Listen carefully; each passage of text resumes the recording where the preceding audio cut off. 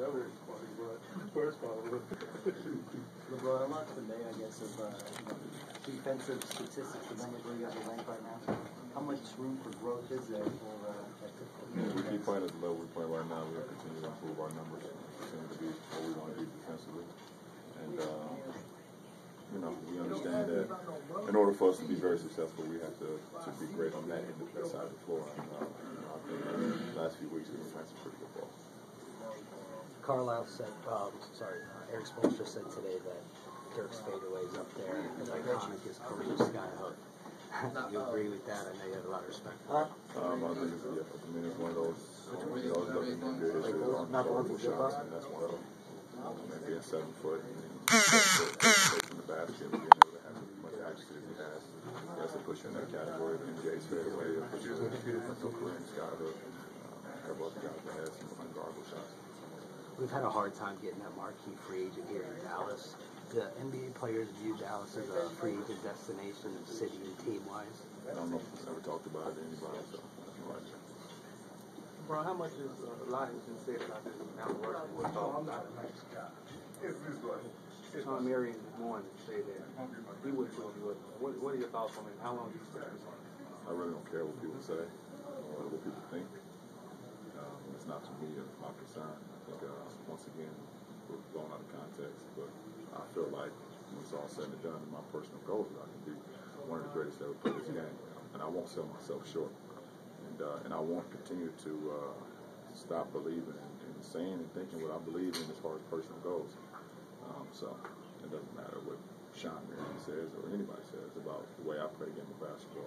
Do you look at that as negativity, and if so, would you use it as bulletin board material moving forward? No, I don't need bulletin board material. My bulletin board material is the name on the back of my jersey, the name on the front of my jersey, and the youth and the kids that I inspire every day, every time I go out on the basketball floor. And I witnessed that Saturday when I had my foundation up in New Orleans, when I was able to give back to a Boys and Girls Club and seeing over 30, 35, 40 kids smiling the whole time by my presence being there. And I understand that, my calling is much bigger than basketball. So while everybody else focuses on just basketball, I'm focused on bigger and better things. And, no one can steal guard me one-on-one. How'd you feel about the way the NBA TV interview came out? I didn't watch it. I really don't like watching. I don't really like watching interviews about myself when I'm on there. I've got good reviews from my friends and family, but I don't watch them. I've never been, when I'm sitting there and I'm doing it, I'm speaking from the heart, I'm speaking the truth, but I don't really like sitting down and watching me being part of the piece. One of the things you said was you couldn't envision leaving at this point. Without getting too much into that, what about this franchise and the city has been so good for you, other than the winning, obviously? No, well, the winning is number one, of course. And, that's the number one reason I came down here, to be able to play with some great talent and win. And I've been able to accomplish that, and along the way we build a friendship and a brotherhood around here. I think the organization speaks for itself, how great they are in the community, the support they have, and, just being around here every day and understanding how great and, this franchise is from the top to the bottom. How about Miami? I mean, you've obviously mentioned the weather a couple times. Well, everyone likes the weather. You live there or not, so that's not a surprise. LeBron, there's some talk this weekend with the commissioner about maybe extending the All-Star break so you guys get a little bit more rest. The schedule is did you guys no favors on either side of this break. You had a chance to rest and reset a little bit for the start of the stretch run? No, I haven't, but I'm ready. I'll be ready tonight. And if I continue to stay on the path that I'm on, obviously I want to stay injury-free. We all would like to stay injury-free. That's the number one thing. But I'll be all right. Coach said today that the finals loss against Dallas kind of changed the way you all did business. You broke through with all the championships. How did that change things for you and the organization?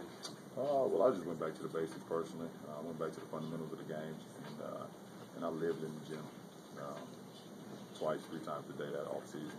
Just trying to figure out ways I can better my game. I feel like if I came back a better basketball player, not only on the floor, but as a leader and off the floor, then I can help this franchise more than I did in year one. And, I was able to do that. Do you kind of consider Dirk a rival? I mean, obviously you admire him all that, but... No. There's no real rivals in basketball. Would you like to see your Cowboys get your buddy Johnny Manziel? That'd be great. Even with Romo here, though? That'd be great. That'd be great. I mean, it's a winning franchise, and Johnny Football is an unbelievable football player. So, just a broader question: we're the home of the Cowboys, and the Tony question, and Romo, and the pressure and the scrutiny. You deal with all the attention more than anyone. What's the best advice you could give to try to break through and shut everyone up? just don't care what everybody thinks. You work on your craft, and at the end of the day, if you went out there and you gave it all you had, and you laid it out on the line for you and your teammates, you can sleep comfortably at night. Don't watch ESPN, all these so-called everyone knows what to do, that they never put on a uniform. That's trying to tell you what to do. I mean, it's not about that. I think Tony's at a point now in his career where he's one of the great quarterbacks we have in our game, is because of his work ethic. Nobody woke him up in the morning to go to practice. No one told him to go to ETAs. No one told him to stay after practice and throw with his receivers. Just go out there and do it. And we all make mistakes. And at the end of the day, but if you work on your game, then you can live with that. Anything entertain you at the All-Star game? Anything funny happen or moments, anything like that? Funny? I mean, I'm always laughing. Obviously, I'm not in the laughing mood right now. But, I'm always laughing, but nothing really just stood out. Like I said, what stood out more than me than anything was my foundation event that I had that Saturday. And, seeing those kids and seeing the smiles on their faces, man, seeing their activity, their energy, that was pretty cool. If you haven't seen that, just check that out. Instead of worrying about the Mount Rushmore thing. That was bigger than that. Thank you.